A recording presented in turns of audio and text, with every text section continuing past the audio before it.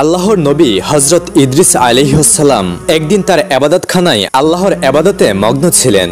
ঠিক এমন সময় এক ব্যক্তি তার নিকট আগমন করলেন। তিনি তাকে বিদেশি মেহমান মনে করে অভ্যর্থনা জানালেন এবং নিজের কাছে বসতে জায়গা করে দিলেন। ইদ্রিস আলাইহিসসালাম টের পাননি মূলত এই ব্যক্তি ছিল মালাকুল মাউত হযরত আজরাইল আলাইহিসসালাম। তিনি এসেছেন তার নিকট ভ্রাতৃত্বের সম্পর্ক স্থাপন করার জন্য এবং এর পূর্বে তাকে দুটি পরীক্ষা করার জন্য। ইদ্রিস আলাইহিসসালামের অভ্যাস ছিল তিনি সবসময় রোজা রাখতে পছন্দ করতেন এবং প্রায় সময় তিনি রোজা রাখতেন। ওই দিনও এর ব্যতিক্রম ছিল না। হযরত ইদ্রিস আলাইহিসসালাম রোজা অবস্থায় ছিলেন। সারাটা দিন অতিক্রম করার পর সন্ধ্যার সময় যখন ইফতারের সময় গনিয়ে এলো, হযরত ইদ্রিস আলাইহিসসালাম নিজের জন্য এবং মেহমানের জন্য খাবারের ব্যবস্থা করলেন।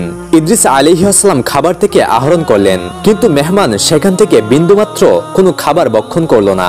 যদিও ইদ্রিস আলাইহিসসালাম বারবার তাকে তাগাদ দিচ্ছিলেন, ভাই এখান থেকে আহার গ্রহণ করুন, কিন্তু উক্ত মেহমান মোটেও খাবার গ্রহণ করেননি। কেননা তিনি তো সাধারণ কোনো মেহমান নন, তিনি হচ্ছেন আল্লাহর ফেরেশতা হযরত আজরাইল আলাইহিসসালাম। আর ফেরেশতাদের স্বভাব হচ্ছে তারা আমাদের মতো খাবার গ্রহণ করেন না। ইদ্রিস আলাইহিসসালাম যেহেতু চিনতে পারেননি তাকে, এই জন্য তিনি বারবার খাবার গ্রহণ করার জন্য তাকে অনুরোধ করছিলেন। রাত্রিবেলা ইদ্রিস আলাইহিসসালাম ঘুমানোর পূর্বে তাকে আবারও বললেন, ভাই আপনি খাবার গ্রহণ করুন, না হয় আপনার শরীর খারাপ করবে। কিন্তু ওই মেহমান মোটেও খাবার গ্রহণ করেননি। সে আল্লাহ পাকের ইবাদতে সারাটি রাত কাটিয়ে দিয়েছে। পরদিন সকালবেলা ইদ্রিস আলাইহিসসালাম তাকে আবারও খাবার জন্য তাগাদ করলেন, কিন্তু মেহমান মোটেও খাবার গ্রহণ করেননি। এরপর হযরত ইদ্রিস আলাইহিসসালাম মেহমানকে বললেন, ভাই চলুন আমরা একটু আল্লাহর জমিনে ভ্রমণ করার জন্য বের হই এবং আল্লাহর নিয়ামতগুলোকে দুচোখে দেখে আল্লাহর শুকরিয়া আদায় করি। তারপর মেহমানকে নিয়ে বের হলেন। তারা দুজন হাঁটতে হাঁটতে বহুদূরে চলে গেলেন। হঠাৎ তাদের সামনে প্রকাশিত হলো একটি বাগান। ওই বাগানটি ছিল সম্পূর্ণ ফলমূলে ভর্তি। উক্ত মেহমান তখন বললেন, ওহে আল্লাহর নবী, চলুন আমরা ওই বাগানে গমন করি এবং সেখান থেকে কিছু ফল আহরণ করে নেই, অতঃপর তা দুজন মিলে ভক্ষণ করি। ইদ্রিস আলাইহিসসালাম মেহমানের কথা শুনে খুবই রাগান্বিত হলেন এবং বললেন, আপনি তো এক আশ্চর্য ধরনের মানুষ। আপনার কি জানা নেই মানুষের সম্পদ তার অনুমতি ছাড়া ভক্ষণ করা সম্পূর্ণ আল্লাহ তাআলা হারাম করেছেন? হযরত ইদ্রিস আলাইহিসসালামের কথা শুনে উক্ত মেহমান কোনো প্রতিবাদ করলেন না। তিনি চুপ রইলেন, কেননা ইনি যে আল্লাহর নূরের ফেরেশতা হযরত আজরাইল আলাইহিসসালাম, তিনি তো তাকে পরীক্ষা করছেন মানুষের সম্পদের প্রতি হযরত ইদ্রিস আলাইহিসসালামের কোনো লোভ আছে কিনা। তারপর তারা দুজন মিলে আবারও হাঁটতে শুরু করলেন। হাঁটতে হাঁটতে তারা একটি মাঠে গিয়ে উপস্থিত হলেন। ওই মাঠের মধ্যে ছিল হাজার হাজার ছাগল। ছাগলগুলো দেখে উক্ত মেহমান নবী ইদ্রিস আলাইহিসসালামকে লক্ষ্য করে বললেন, ওহে আল্লাহর নবী, চলুন আমরা ওই ছাগলের পাল থেকে যে কোনো একটি ছাগলকে ধরে এনে জবাই করে দুজনে মিলে তার গোশত ভক্ষণ করি। নবী ইদ্রিস আলাইহিসসালাম এবারও রাগান্বিত হয়ে বললেন, আপনি তো আশ্চর্য ধরনের মানুষ। হালাল খাদ্য আপনার কাছে ভালো লাগে না, আর মানুষের হারাম সম্পদ আপনার কাছে খুবই ভালো লাগে। আপনার কি জানা নাই মানুষের সম্পদ না বলে ভক্ষণ করা আল্লাহ তাআলা হারাম করেছেন? হযরত ইদ্রিস আলাইহিসসালামের কথায় তিনি কোনো প্রতিবাদ করলেন না। এভাবেই তারা সারাটা দিন হাঁটলেন। আল্লাহর নাজ নিয়ামত দেখে সন্ধ্যার সময় আবার বাসায় ফিরে এলেন। এভাবেই উক্ত মেহমান নবী ইদ্রিস আলাইহিসসালামের বাসায় 3 দিন অতিবাহিত করলেন। কিন্তু এই 3 দিনের মধ্যে উক্ত মেহমান কোনো খাবার গ্রহণ করেননি এবং তিনি বিন্দুমাত্র সময়ের জন্য ঘুমাননি। নবী ইদ্রিস আলাইহিসসালাম উক্ত মেহমানকে লক্ষ্য করে বললেন, ওহে আগন্তুক, আল্লাহর শপথ করে আপনাকে আমি বলছি, আপনি মেহেরবানি করে আপনার পরিচয়টুকু দান করুন। কেননা কোনো মানুষ 3 দিন পর্যন্ত না খেয়ে 3 দিন পর্যন্ত না ঘুমিয়ে থাকতে পারে না। আপনি অবশ্যই মেহেরবানি করে আপনার পরিচয় আমাকে দিন। উত্তরে মেহমান বললেন, ওহে আল্লাহর নবী, আসলেই আমি কোনো মানুষ নই, আমি মালাকুল মাউত হযরত আজরাইল। হযরত ইদ্রিস আলাইহিসসালাম আজরাইলের কথা শুনে স্তব্ধ হয়ে গেলেন। তার শরীর থরথর করে কাঁপতে শুরু করলো। তিনি বললেন, মনে হয় আজ আমার জীবন শেষ। অতঃপর ইদ্রিস আলাইহিসসালাম হযরত আজরাইল আলাইহিসসালামকে বললেন, আপনি কি আমার রূহ কবজ করার জন্য আমার নিকট আগমন করেছেন? তখন হযরত আজরাইল আলাইহিসসালাম বললেন, ওহে আল্লাহর নবী, না, আমি আপনার রূহ কবজ করার জন্য এখানে আগমন করিনি, বরং আমি আপনার সাথে ভ্রাতৃত্বের বন্ধন স্থাপন করার জন্য আগমন করেছি। হযরত ইদ্রিস আলাইহিসসালাম বললেন, আপনি কেন আমার সাথে ভ্রাতৃত্বের বন্ধন স্থাপন করতে চান? মালাকুল মউত সালামকে বললেন, আমি আকাশ থেকে খেয়াল করেছি আপনার ইবাদত বন্দেগীর প্রতি আপনার একাগ্রতা এবং আপনার ইবাদত বন্দেগী দেখে আমার নিকট খুবই ভালো লেগেছে। আর এজন্যই আল্লাহ রাব্বুল আলামিনের নিকট আমি বারবার ফরিয়াদ জানিয়েছি আল্লাহ যেন আমাকে সুযোগ করে দেন এবং আমি আপনার সাথে ভ্রাতৃত্বের বন্ধন স্থাপন করতে পারি। বারবার ফরিয়াদ করার কারণে আল্লাহ রাব্বুল আলামিন আমার ফরিয়াদ কবুল করেছেন এবং আমাকে আপনার নিকট আসার অনুমতি দান করেছেন। হযরত ইদ্রিস আলাইহিস সালাম বললেন, ওহে মালাকুল মউত আজরাইল, আপনি আমার সাথে ভাইয়ের সম্পর্ক স্থাপন করতে চান, কিন্তু আমার কিছু শর্ত রয়েছে। আপনি যদি আমার সেই শর্তসমূহ পূর্ণ করেন তাহলেই আমি আপনার সাথে ভ্রাতৃত্বের সম্পর্ক স্থাপন করব, আপনাকে আমার ভাই হিসেবে কবুল করে নেব। তখন আজরাইল বললেন, আপনার কি শর্ত আপনি আমাকে বলতে পারেন, আমি আপনার সকল শর্ত পূরণ করতে রাজি আছি। হযরত ইদ্রিস আলাইহিস সালাম বললেন, আমার শর্ত হচ্ছে আপনি আমার রূহ কবজ করবেন। আমার রূহ কবজ করলে আমি বুঝতে পারবো মৃত্যুর যন্ত্রণা কতটুকু কষ্টকর, আর এটা স্মরণ করে আমি আল্লাহর ইবাদত আরো বেশি পরিমাণে করতে পারবো। আজরাইল আলাইহিস সালাম বললেন, ওহে আল্লাহর নবী, রূহ কবজ করার দায়িত্ব যদিও আমার, কিন্তু আমি আল্লাহর হুকুম ব্যতীত কারো রূহ কবজ করতে পারি না, আর এখন আপনারও মৃত্যুর সময় হয়নি। হযরত ইদ্রিস আলাইহিস সালাম বললেন, আপনি আল্লাহর নিকট ফরিয়াদ জানান আল্লাহ যেন আপনাকে এই হুকুম দান করেন। মালাকুল মউত আল্লাহ রাব্বুল আলামিনের কাছে ফরিয়াদ জানালেন, ওহে আল্লাহ, আপনার নবী মৃত্যুর যন্ত্রণা সাধন করতে চাই, আপনি তাকে এই অনুভূতি দেন। যখন মালাকুল মউত আজরাইল আলাইহিস সালাম আল্লাহ রাব্বুল আলামিনের নিকট নবী ইদ্রিস আলাইহিস সালামের পক্ষ হয়ে ফরিয়াদ জানালেন, আল্লাহ রাব্বুল আলামিন তখন হযরত আজরাইল আলাইহিস সালামকে ইদ্রিস আলাইহিস সালামের রূহ কবজ করার অনুমতি প্রদান করলেন। হযরত আজরাইল আলাইহিস সালাম তখন ইদ্রিস আলাইহিস সালামকে বললেন, ওহে আল্লাহর নবী, আল্লাহ রাব্বুল আলামিন আমাকে অনুমতি প্রদান করেছেন যেন আমি আপনার রূহ কবজ করি। ইদ্রিস আলাইহিস সালাম এই কথা শুনে খুবই খুশি হলেন। তিনি বললেন, ভাই, আপনি আপনার কাজ শুরু করুন।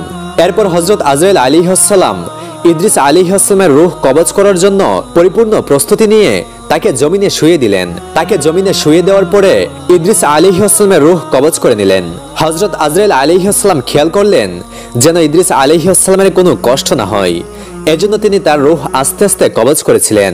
রূহ কবজ করা সম্পূর্ণ হলে আল্লাহ রাব্বুল আলামিনের হুকুমে পুনরায় তার দেহের মধ্যে রূহকে ফিরিয়ে দিলেন। অতঃপর হযরত ইদ্রিস আলাইহিস সালাম পুনরায় আবার জীবিত হলেন। জীবিত হওয়ার পর আজরাইল আলাইহিস সালাম তাকে প্রশ্ন করলেন, ভাই ইদ্রিস, মৃত্যুর যন্ত্রণা আপনার কেমন অনুভব হচ্ছে? ইদ্রিস আলাইহিস সালাম বললেন, ওহে মালাকুল মউত, আপনি শুনে রাখুন, আমার নিকট মনে হয়েছে জীবন্ত একটি ছাগলের চামড়া যদি তার শরীর থেকে আলাদা করা হয় তাহলে সে যে পরিমাণ কষ্ট অনুভব করবে আমার নিকট এর চাইতেও হাজার হাজার গুণ বেশি কষ্ট অনুভব হয়েছে।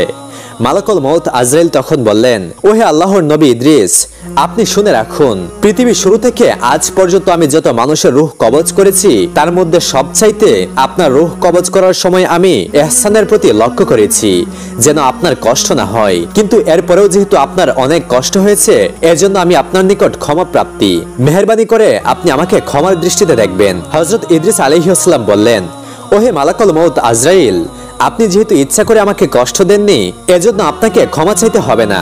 যখন ইদ্রিস আলাইহিস সালামের রূহ কবজ করা পরিপূর্ণ হয়ে গেল এবং তিনি রূহ ফিরে পেলেন তখন ইদ্রিস আলাইহিস সালাম মালাকুল মউতকে বললেন, ভাই আজরাইল, আমার উদ্দেশ্য ছিল আমার রূহ কবজের মাধ্যমে আমি মৃত্যুর যন্ত্রণা অনুভব করব এবং এর মাধ্যমে আল্লাহ রাব্বুল আলামিনের ইবাদতের প্রতি আরো মগ্ন হব। রূহ কবজ করার যন্ত্রণা আমি অনুভব করতে পেরেছি। এখন আপনার নিকট আমার আরেকটি অনুরোধ হচ্ছে আপনি আল্লাহ রাব্বুল আলামিনের নিকট আমার পক্ষ হয়ে ফরিয়াদ করবেন যেন আল্লাহ রাব্বুল আলামিন আমাকে জাহান্নাম দেখার একটু ব্যবস্থা করে দেন, যেন জাহান্নামকে সচক্ষে দেখে আমি আল্লাহ রাব্বুল আলামিনের আরো বেশি পরিমাণে ইবাদত বন্দেগী করতে পারি। মালাকুল মউত আজরাইল যখন আল্লাহ রাব্বুল আলামিনের নিকট ফরিয়াদ জানালেন তখন আল্লাহ রাব্বুল আলামিন তাকে অনুমতি প্রদান করলেন যেন ইদ্রিস আলাইহিস সালাম তাকে নিয়ে গিয়ে জাহান্নামকে সচক্ষে দেখিয়ে আনেন।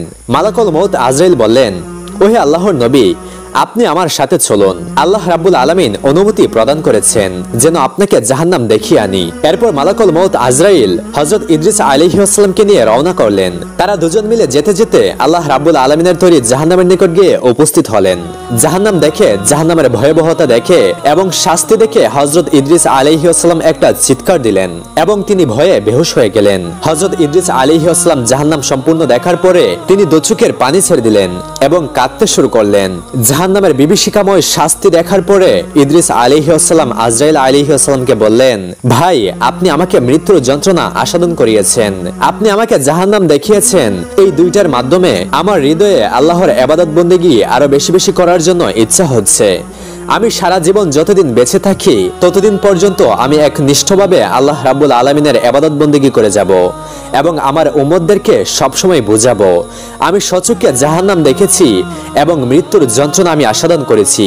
মৃত্যুর যন্ত্রণা খুবই কঠিন এবং জাহান্নাম খুবই ভয়ানক একটি স্থান, সেখানকার শাস্তি সহ্য করার মতো ক্ষমতা কারো নেই। এরপর হযরত ইদ্রিস আলাইহিস সালাম মনে মনে একটি পরিকল্পনা করলেন, যে পরিকল্পনা এবং কৌশলের কথা তিনি আজরাইলকে বুঝতে দিলেন না। তিনি আজরাইল আলাইহিস সালামকে হাত ধরে বললেন, ভাই, আপনার নিকট আমার আরেকটি অনুরোধ রয়েছে। ভ্রাতৃত্বের বন্ধনের কারণে আপনি আমার এই অনুরোধ ফেলবেন না। হযরত আজরাইল হেসে বললেন, আপনার আবার কি অনুরোধ? হযরত ইদ্রিস আলাইহিস সালাম বললেন, আপনি মেহেরবানি করে আল্লাহর নিকট আমার জন্য আরো একবার ফরিয়াদ করুন যেন আল্লাহ রাব্বুল আলামিন আমাকে সচক্ষে জান্নাত দেখার একটু ব্যবস্থা করে দেন।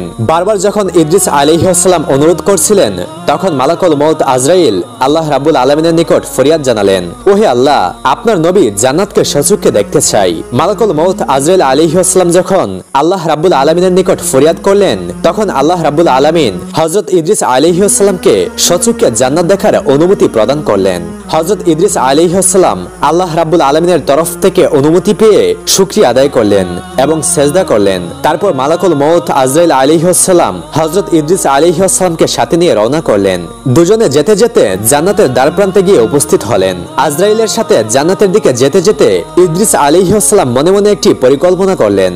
সেই পরিকল্পনা আজরাইল আলাইহিস সালামকে তিনি বুঝতে দিলেন না। পরিকল্পনাটি ছিল এই যে কোনো মূল্যে জান্নাতে যদি তিনি প্রবেশ করতে পারেন তাহলে জান্নাতে থেকে যাবেন, কেননা আল্লাহ রাব্বুল আলামিন ওয়াদা করেছেন যে একবার জান্নাতে যাবে সে কখনোই জান্নাত থেকে ফিরে আসবে না, এটা আল্লাহর ওয়াদা। হযরত ইদ্রিস আলাইহিস সালাম মনে মনে পরিকল্পনা করলেন, যেহেতু আমার মৃত্যুর স্বাদ গ্রহণ করার পর্ব শেষ হয়ে গিয়েছে, এখন যে কোনো মূল্যে যদি আল্লাহর জান্নাতে একবার ঢুকতে পারি তাহলে আমি জান্নাতে থেকে যাব আর কখনোই আল্লাহর জান্নাত থেকে আমি বের হব না, কেননা আল্লাহ রাব্বুল আলামিন বলেছেন জান্নাতে যে একবার যাবে সে চিরস্থায়ী ভাবে সেখানেই থেকে যাবে। তিনি মনে মনে এই পরিকল্পনাগুলো করছিলেন, কিন্তু আজরাইল আলাইহিস সালাম তার মনের অবস্থা কিছুতেই বুঝতে পারলেন না। মহান রাব্বুল আলামিন ইদ্রিস আলাইহিস সালামের মনের কথাগুলো শুনে হাসছিলেন, কেননা আল্লাহ রাব্বুল আলামিন ইদ্রিস আলাইহিস সালামের তকদিরে ঠিক এইভাবে লিখে রেখেছিলেন, জিন্দা অবস্থায় মওতের পূর্বে আল্লাহ রাব্বুল আলামিন তাকে জান্নাত দেখাবেন এবং জান্নাতের মধ্যে চিরস্থায়ী করে দিবেন। হযরত আজরাইল আলাইহিস সালাম যখন ইদ্রিস আলাইহিস সালামকে নিয়ে